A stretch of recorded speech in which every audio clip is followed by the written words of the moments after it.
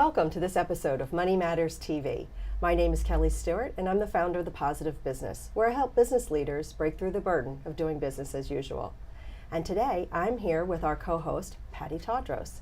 Patty is the founder of Studio X. They are a women-owned and international global design firm here in Philadelphia area. And very happy to have you on the show today, Patty. It's always nice to be with you. Thank you. So, Patty, we talked a little bit before the show about the future, right? People think about the future a lot, what's going on in the world today, what's going on in the world tomorrow.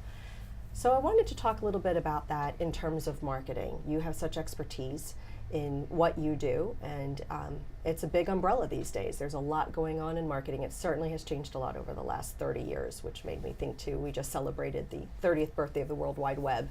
So in thinking of how that has changed marketing and opened up the field of digital marketing, I was wondering if you might have some thoughts to share about where all of that's going. Sure. Maybe in the next 30 years. Wow, 30 years is a long way out. I will tell you, I would take a step back and look at when I speak to clients that have not been not keeping up. People don't want to make an investment. They think, oh, I spent money one time, I built my website, I made my logo, I made a brochure, and they're like, I'm done, let's move on. They don't want to keep up and they don't want to get involved in the conversation.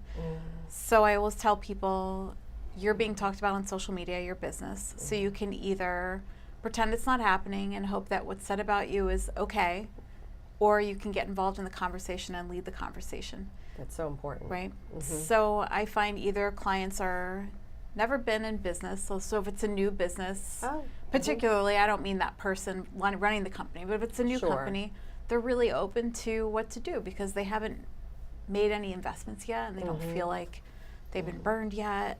So I think the thing for me that I say is that you need to keep an open mind, whether you've already spent money or you're just looking towards the future. You need to make sure your brand is accurately presented online. You need to take advantage of the social platforms where your customers are.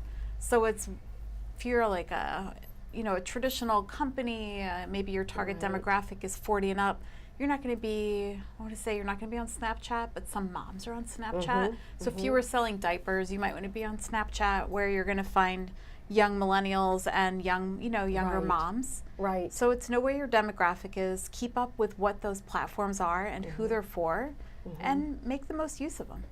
Absolutely, and I think it would be challenging. And when we talk about how marketing used to be, it was more static, and I think now it's this always on kind of environment in which we all live and trying to reach people all the time. It used to be, your marketing could start at 8 o'clock in the morning when someone opened up the newspaper and then it was over. Yeah, and you look at our presidents tweeting at 3 in the morning. Exactly. Right, it never ends. It never ends. Do you find that to be a challenge for companies in trying?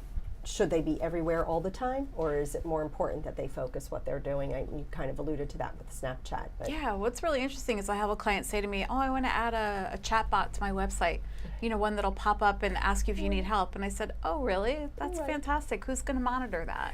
Exactly. You barely can get me the content I'm asking you for this one little thing, and you're going to have a 24/7. Right. Yeah, so it's, beware of how much time you really have to invest or money you have to give somebody, and then be fully present in, just like in life, be fully present when you're there, but in what you're doing. Be fully present in the platforms you're saying you're involved in. So if you're on Twitter and you're on LinkedIn and you don't have time for any others, then don't put them on your website.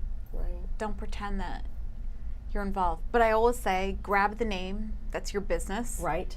We talked about how we hoard domain names. Yes. Right? But grab the ones that are relevant to your business and sit on them. You don't have to use them. Right, you don't have to use them right away. Right. So chatbots, talk to me about them, because I've had a secret desire for the last 3 years to be a hologram. I want to be able to pop up on someone's computer when they're there as part of my marketing and say, hi, welcome. And land in their living room somewhere? Exactly, whatever that looks like. I'm just deliriously excited by the idea of being a hologram. Exactly. Princess Leia. Yeah. And so what does that, the closest I had seen up to about a year ago with virtual reality was starting to make a little bit more of this possible, were chatbots. And when I was talking about them a couple of years ago, people were like, what's a chatbot? And so my test is always explain it to my dad. And but how do you even approach that idea with a client who really wouldn't be familiar with what that technology is and how they use it? So I would approach it with some of our customers that are highly transactional, and I would say to them, you have a lot of customer service that's happening, and I will tell you, running people's social media platforms, that we do a lot of customer service through their platforms. Okay. For whether it's a restaurant or a manufacturing company. My product malfunctioned. What time's the restaurant open? Can I make a reservation? How do I return something? Right. People go to social media, which is so frustrating because I'm a little bit older than probably those people. They could just call. Why don't they pick up the phone and call? But they don't. They treat social media as the help desk. So they can use the chat bot as a way to do customer service. Oh, okay, right. But Great then idea. they should not be doing it with people that don't know their products, don't know their, in social media. So some of the more repetitive type questions a chatbot would be best for? Well, there's two ways. There's one that you man, and there's one that's manned by a third-party company, right? So third-party company isn't going to answer, here's where the product information is on the website. But if it's your chatbot and it's on your restaurant website, then you're going to be able to say, sure, I'd love to make a reservation for you, and actually provide value.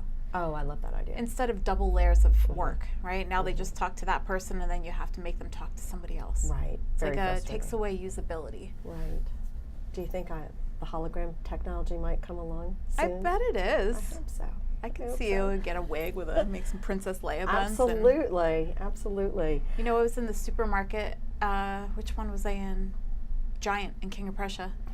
They have a robot that goes around, and I was with my brother, and we asked them, what's with the robot? It's not, what's it doing? And they said, it's looking for spills on the floor. And I said, and it alerts them. And I said, oh, well, then does it clean it up? And they said, no. Really? I would think that would be part of the service. Yeah. Right? And it's taller than me, so it's like 5'8", and it's going around maybe 6 feet tall. Right. Wow. Really? Okay, that's a new one on me. No, I have not seen that one yet. There's a robot in the Giant. Looking for spills. Yeah, looking for spills. Things are changing. Right. Things are definitely changing, and that was part of, I think, with the chatbot conversation, we still have wonderfully human aspects that you would not want to lose. And I think that was a great example that you gave of, when you can have your own chatbot and put your own flavor. And I know people call them soft skills. I just call them human skills, but because I think they're essential to success. And then you can still create that rapport that you might not necessarily get. The last time we were together, we were with Adam from Dream It, and he had said that they had the medical not chatbots, but the robots, which is, what was it, basically a head, and it goes around your house and wants to ask you if you took your medication. Exactly. But it doesn't dispense medication, which would be really amazing. Right, be very helpful. Chase your parent around and bumps them in the leg. And its head pop. Maybe it would be great if its tongue came out. That's and right. Take the pills out. And then before long, there would be advertising wrapped around it. Oh God, right? yeah. So some futuristic marketing ideas. One of which, I pass it on my way into Philadelphia, is the Carvana vending machine. I thought it was part of the gimmick of their ad until I actually drove by it, and at that very moment, I did feel like Jane Jetson. It was just unbelievable to me to see this vending machine of cars. Right, to see it off 95. I'm so 95. curious about that. So what do you do? You go test. You test drive pick out what you want online, and these are for people that for that it's not as important to them. It's getting them maybe from A to B. Maybe they already know they've had experience with the car, and that's the one that they want to drive. I love to drive, so I want to test drive everything that's out there. I don't get that. But when I saw that, I thought, well, that's going to actually free up some time on your Saturday. But don't you want that giant coin? Like, how do you get that giant coin? And then you drop it in, and your car comes. It would be worth that experience. Maybe we should buy a car on Carvana just to see what that's like. We'll do the user experience. That's your thing. Yeah, so, absolutely. Let's go over there. Well, I'll tell you what. We have a question in today from Nancy Walker in Ardmore. And Nancy wants to know, what are some quality website designs that you should have in any good website construction? And maybe this speaks to some of the trends in website design. So I think I just give you a few things. One is that your website needs to be mobile friendly. It's not that would be great. Right. It's a requirement by Google. So if you're not mobile friendly, your website will not come up in searches. If somebody searches for you, your competitors will come up first. You need to have security certificate in your website that, when the little lock comes up, like HTTPS. That's another one where you have to have it. It's not an option. Your website is now marked not. secure. Okay. So if somebody's using the Google browser to look at your stuff, then Chrome, then that's what they're going to see, and they're not going to trust you. Right. So I would say those are two have-to-haves that people need to get on. And I'm not kidding. Like J.Crew only made their website mobile-friendly maybe like a year ago. Wow, really? Restoration Hardware's website is not totally mobile-friendly yet. So people are not rushing into it because it's a lot of work to do it when you have such a complex solution. So I would say that's it. Focus on those two things first. Make sure it's really usable. The less clicks it takes for someone to get to what they need, the better. Awesome. Are there some technology solutions that might help people with that who maybe don't know how to do those things? They can call. I would say they should just call and talk to somebody, because if they built their website in like WordPress or Squarespace or Wix, they might be able to find some articles on the website for how to do it, but sometimes it's just easier to call somebody and ask them to do it for them and be expert at what you're expert at and let someone else worry about the technology. That's awesome. Thank you. Yeah. Great answer. And if you'd like to submit your question, here's how. You can have your questions answered on Money Matters. Please go to our website, money-matterstv.com. On our homepage, click on the banner on the right that says Send Us Your Questions.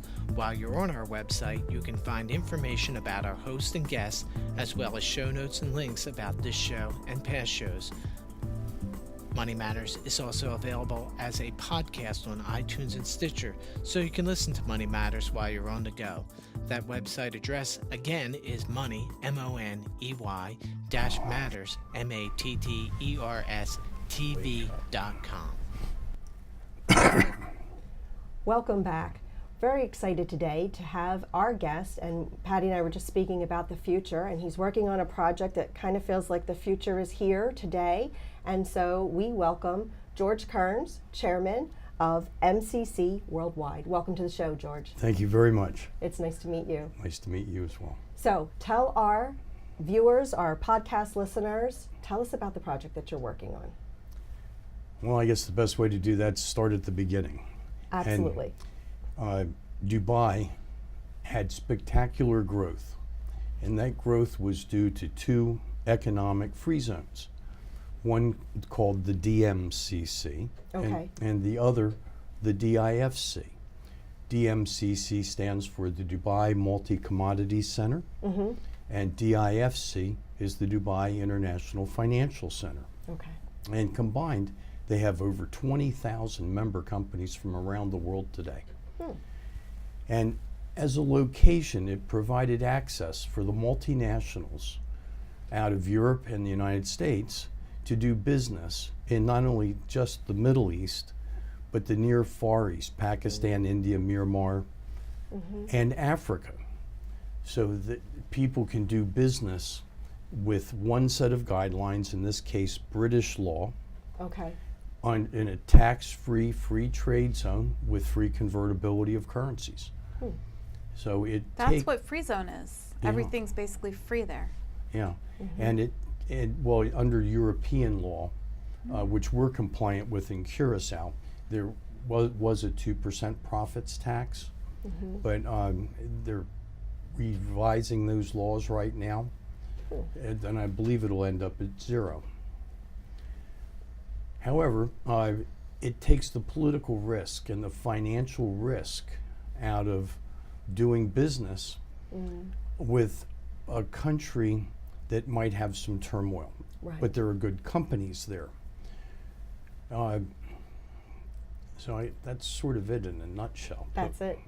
Yeah. Okay. So you're doing one in Curaçao? Yes. The Dutch island of Curaçao, when I went looking in the Western Hemisphere for a location, it was Spanish for 100 years before it was Dutch, and it's been Dutch for over 500 years. It was the financial center and the traveling center of the Caribbean in the very early days, when everybody, the Europeans, came to the New World for precious metals and stones and so on. And in anticipation of World War II, from a financial standpoint, the Dutch set Curaçao up as a trust sector, and it moved everything of value to Curaçao. So today, with the largest fund administrator in the world is called CITCO. It's CITCO. It stands for Curaçao Investment Trust Company. Oh. Today it's headquartered in Switzerland, but it started in Curaçao. As a consequence, multinational banks are there. They have a refinery there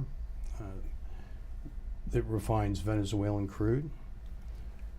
So it was a financial business hub. So it's not just a tourist Caribbean vacation destination. No, it has that too.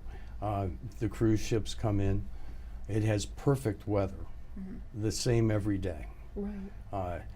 83, 84 degrees during the day, 78 at night. The trade winds, and it's arid. Right. So it's actually pretty wonderful. What size companies, like would small and mid-size companies, you mentioned the refinery, you know, what is typically appealing to what types of companies too? All sizes. I mean, in Dubai, if you take 22 of the top 25 banks in the world, they're there. Right. They supported, and what made it really significantly different is they supported various business verticals, like gold and precious metals, diamonds and precious stones, tea, in our hemisphere, coffee and cocoa, steel, oil, and all whatever else you can think of. But today, for the ladies, Louis Vuitton, if you buy it in a store in Africa, it probably came through Dubai. Right. Certainly Harley Davidson. The deals were closed in Dubai under British law. And no delays in payments because the banks are there. So regardless of where the two companies are from, when the transaction closes, it closes that day. So you're doing it in Curaçao. Do you have partners that you're doing it with? Well, we have companies that are partners or are affiliates, but internally, we have a number of significant people. Altman Siemens of IFC World Bank and the Siemens family in Germany joined me as my vice chairman last September a year ago.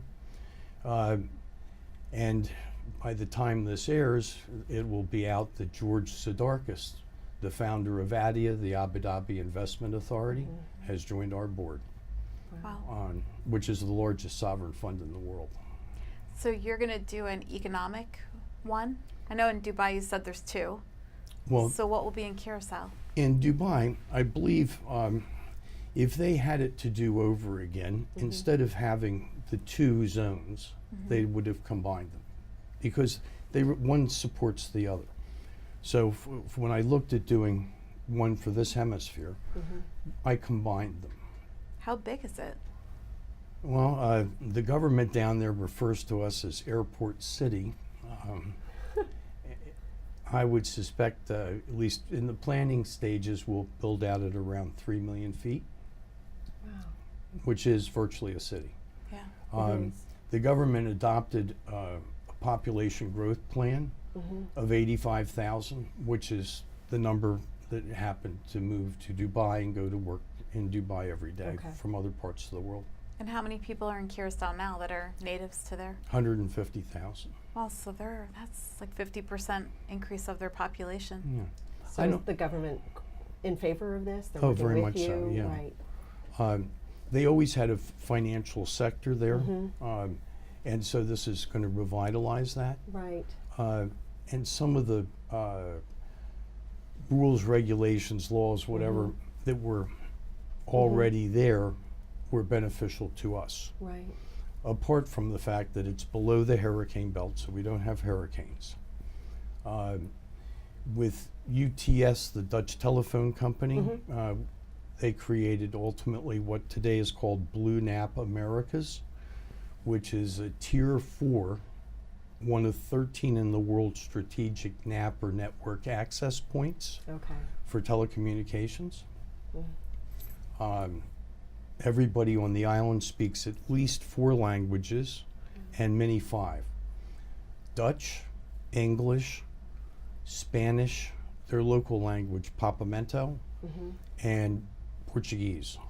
Wow, that's incredible. How does this impact this type of growth, the natural resources in the area? Is that a concern for the government? No, because they had planned to have growth and had approved it. So they're looking forward. It's an economic development initiative for the country of Curaçao. World Bank IFC looks at it not just as that economic development initiative for Curaçao, but really one for all of Central and South America, right, to take the friction out of doing business in those countries. How many jobs do you think it will create? And I don't mean the companies that move into that free zone, but people building and construction. Building and construction, some thousands. That's probably sustainable jobs, I would think. Oh yeah.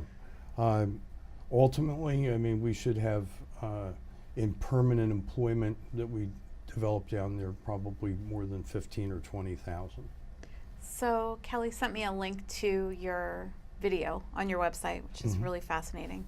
And I got really excited by the cooling system from the deep water Blue from the Rise. ocean. Can you tell us about some of the green initiatives? And then I saw the algae park or farm or whatever you want to call it. Well, the algae farm is not myself. We're the business end of things. Oh. But And a space shuttle. That's well, if you didn't mention it, I would. the deep seawater cooling is a great thing. It's very effective. It's green. Not only for our part of the airport, when we'll use that chilled water for our coolers, and but it's also needed at the data center, Blue Nav. Yeah. And the airport is going through an expansion now in the terminal buildings. I mean, ultimately they can take advantage of that, and then the other development that'll come along in the area will take advantage of that.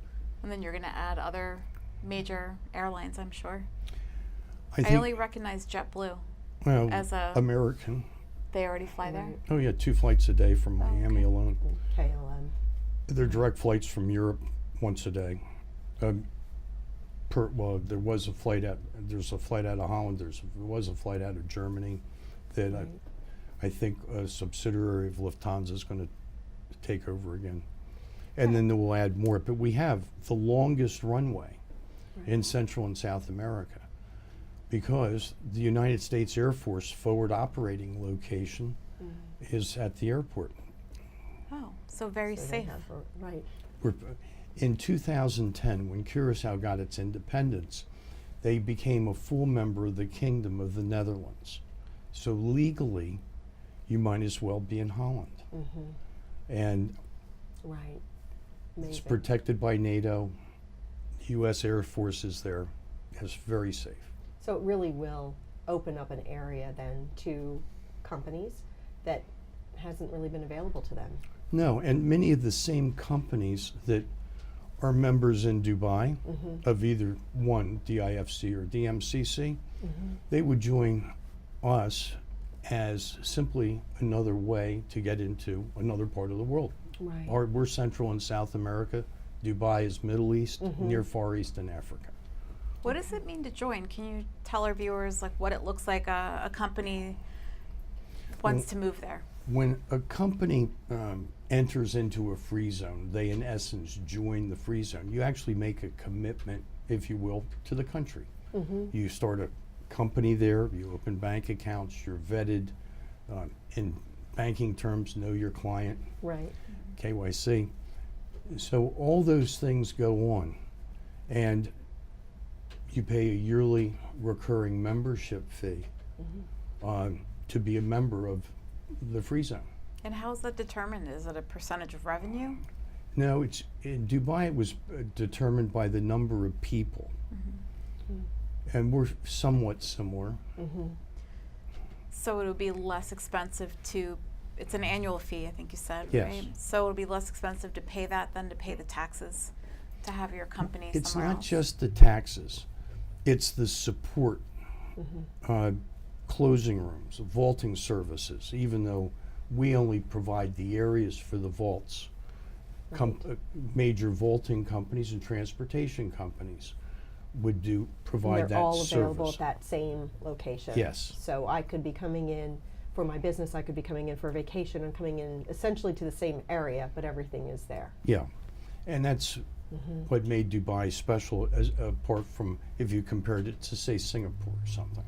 Singapore, they're not all in the same area, Right. and they don't have organized closing rooms where you go in, you close your transaction, the transportation companies across the hall, Right. and then they provide not notary services, but like an acknowledgement. Because most of these people are from different countries. Did you have a successful closing this day? Right. And they can acknowledge that, in fact, you did. Okay, and then what Part of about the community. the Dutch Caribbean Securities Exchange? They're part of it? Well, they've been very supportive, and we've been working with them. Let's say you're a bank in Brazil. How do you buy Apple stock, which is sold on the American markets? There's got to be an interconnecting link, okay? That involves more than just technology. It also involves so that the systems can talk to each other, but you have to have that pathway for the systems to talk to each other, and that's why Blue Nap Americas. So we are unfortunately running out of time, because we could keep talking to you, I believe, for the rest of the afternoon. And I would say it feels like in many ways a lot of this project is also, in addition to the wonderful things it's already helping to accomplish that you're talking about, it's making the world that little bit smaller, but by smaller I mean more connected. Would that sound fair? Yes. A fair assessment? Yeah, and one of the things that MCC Worldwide is ultimately going to be doing is connecting information from existing free zones that sign up under our brand Oh, okay. and sharing that membership information, so that say Right. you want to find a manufacturer in a free zone in Shannon, Ireland, Right. that could conceivably come through us. Wonderful. Yeah. Happy to hear about it. Thank you very much for being with us today. Thank Really you very appreciate much. that. And our next guest on the next episode of Money Matters TV will be TJ Haas, and he's the Managing Director of Business Development at Eureka Equity Partners. Hope you'll tune in then. Thank you for being with us today. And as always, be well and expect great things from everything you do.